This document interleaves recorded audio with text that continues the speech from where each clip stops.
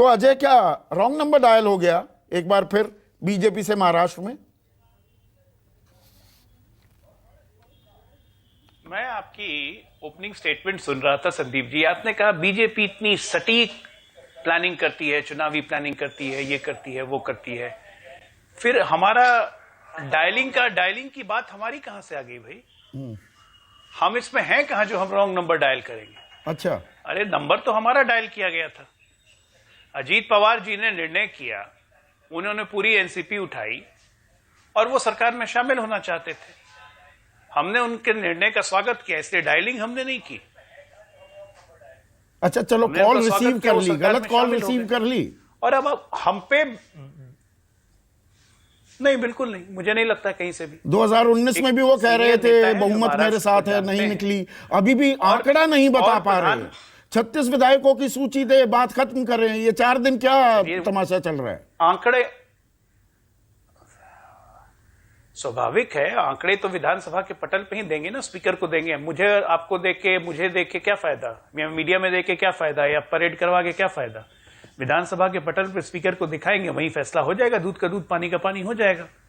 Technical बातों को technical पे ही रहने दीजिए। मुझे ये नहीं समझ में आ रहा है इसमें बीजेपी आ कहां से गई, हमें क्यों ब्लेम कर रहे हैं भाई? अच्छा, आपने कुछ नहीं किया को संभालने रखने। अच्छा, आपने न्योता नहीं दिया। सरकार में सबसे बड़े दल आपकी इजाजत के बिना वो ज्वाइन कर गए। भैया हमने स्वागत किया। एक नाथ शिंदे से ना पूछा होगा, ये मान सकता हूं। आपकी इजाजत के बिना वो कैसे आ सकते हैं सरकार में? बिना मुख्यमंत्री की इजाजत के कोई सरकार में शामिल नहीं हो सकता है। मुख्यमंत्री के प्रेरोगेटिव पे ही मंत्री और उप मुख्यमंत्री शामिल होते हैं। पहली बात तो जान जाइए। इसलिए बिना एक नाथ शिंदे जी के मर्जी के, बिना उनके रजामंदी के ये काम नहीं हुआ है। ये तो आप जानते होंगे ना कि मुख्यमंत्री के प्रेरोगेटिव पे ही शपथ होगा। इसलिए ये भी बात ही हमने स्वागत किया। हमने, बीजेपी ने, एक नाथ शिंदे शिवसेना ने स्वागत किया उनका, और वो सरकार में शामिल हुए। घर को संभाले रखने की जिम्मेदारी मुखिया की होती है।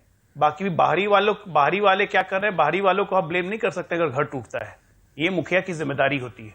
और जैसा कि मैं एक और बात बता दूं, परिवारवाद का खात्मा परिवारवाद से ही होता है।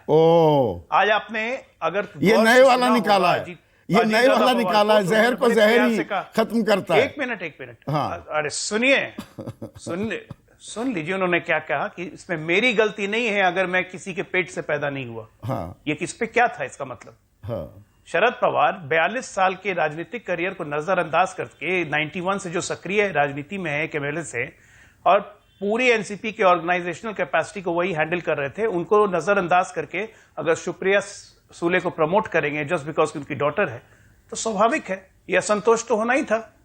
और उस संतोष का आपने स्वागत किया। चाहे अजित पवार के दामन पर दुनिया भर के भ्रष्टाचार के आरोप आप ही ने क्यों ना लगाए हों। देवेंद्र फडणवीस जो अब उनके साथ उप मुख्यमंत्री हैं, चक्की पीसिंग आज की जो बातें कहते थे वो खत्म हो गई, खारिज हो गई। चक्की पीसिंग बिल्कुल मैं बताता हूं आपको। देवेंद्र फडणवीस ने 2019 के चुनाव में कहा चक्की पीसिंग। 20 की चुनाव में हमारे साथ जब उप मुख्यमंत्री पद की शपथ ली, उसके बाद सरकार गिरी, फिर से अब वापस अजीत दादा पवार उप मुख्यमंत्री बने। 3 साल सरकार चली उनकी उद्धव ठाकरे के साथ। तो क्या पूरी कांग्रेस पार्टी, पूरी उद्धव ठाकरे करप्ट को डिप्टी सीएम बना के चले? नहीं, उसमें सरकार बदली, पहले 3 दिनों के अंदर डिटेल उनको क्लीन चिट मिल गई थी। एक मिनट, एक छोटी सी डिटेल आप मिस कर गए। और ईडी ने जांच के बाद उनको क्लीन।